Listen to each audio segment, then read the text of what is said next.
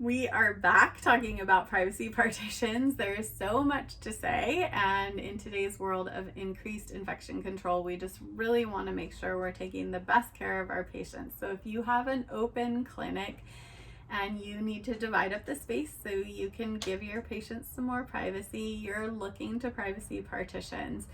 There are tons of options, and today we're just talking about the styles of installation. So one choice is to do a contractor wall or storefront glass wall. This is probably, contractor walls are probably the least expensive option, but they're also the thickest profile. So if you don't have 5 to 7 inches of space in between your clinical chairs or space that you can give up inside your open clinic, then contractor walls are not going to be your solution, even though they're cost effective. If you are doing a contractor wall, there's tons of options in terms of putting in openings with glass or specialty materials. And you can look at the other videos for other ways to finish off a contractor wall.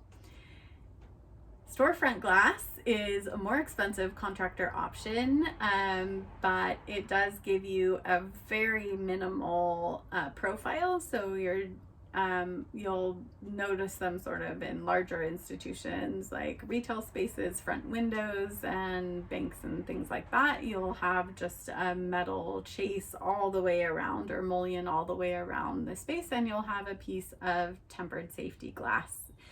So glass options for storefront are going to be very secure and a bit more pricey.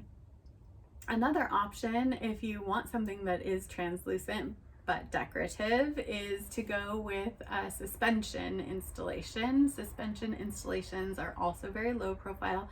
They tend to be holding something like resin.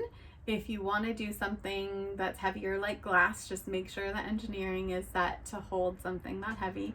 And the suspension is going to secure to your floor and up to the ceiling. And make sure to pay attention. If you've got like an acoustical drop ceiling, that is not structural. You cannot attach to that. You want to get into the structure of the ceiling so that when you ratchet down that cable suspension, you can get a really nice taut, tight cable, so that when you put your side clamps on there to hold your resin, you're not getting a whole bunch of wobble or movement.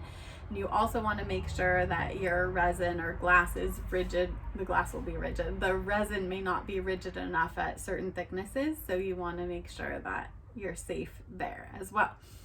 Another option for floor to ceiling that's fairly low profile is to go with 2 to 3 inch side post that is either secured to the floor and the structure above, or pressure fit. If it's something that you think you want to take down and put up, you might want to go with a pressure fit option. That's going to tighten until it's also really firmly pushing top and bottom, and then your resin will attach to that, or glass.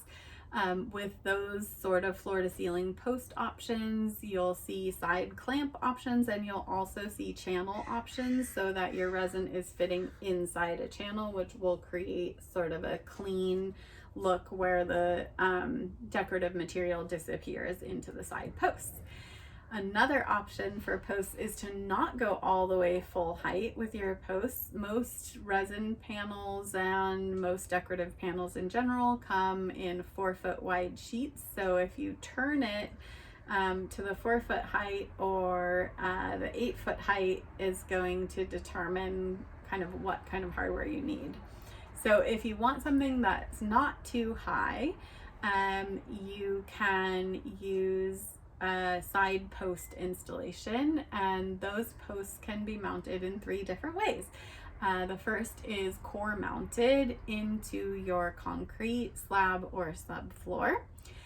The second is surface mounted to your subfloor. This will either be bolts shot pinned into the concrete, Or if you've got a wood subfloor, you can bring your stanchion up from underneath and bolt from the underside. It will give a little bit more rigidity as it comes through the subfloor.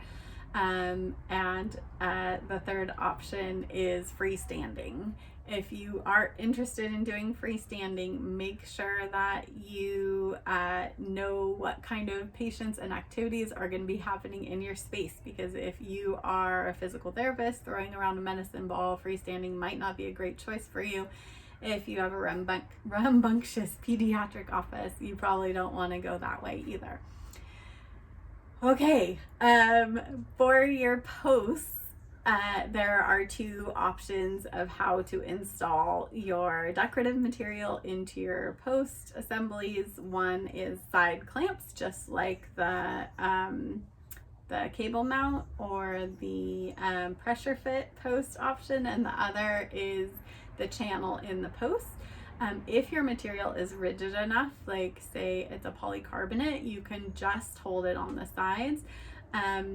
You can also fully frame it with a channel on the top and the bottom. This is a very secure and very nicely finished installation, so you won't be seeing any raw edges of the decorative material, and you can also use a thinner decorative material, which could save you a little bit of money. So, that was long, but it gave you a basic overview of how you might want to install your privacy partition. And come back, because we're going to talk about those different kinds of materials to put in those different options of framing. Look back or wait forward, depending on if they're out or not yet, but I promise to make them soon. If you can't wait and you need a spoiler alert, of course, private message me. I'm happy to tell you what you need to know to get your privacy partitions installed into your office as soon as possible in the most beautiful way.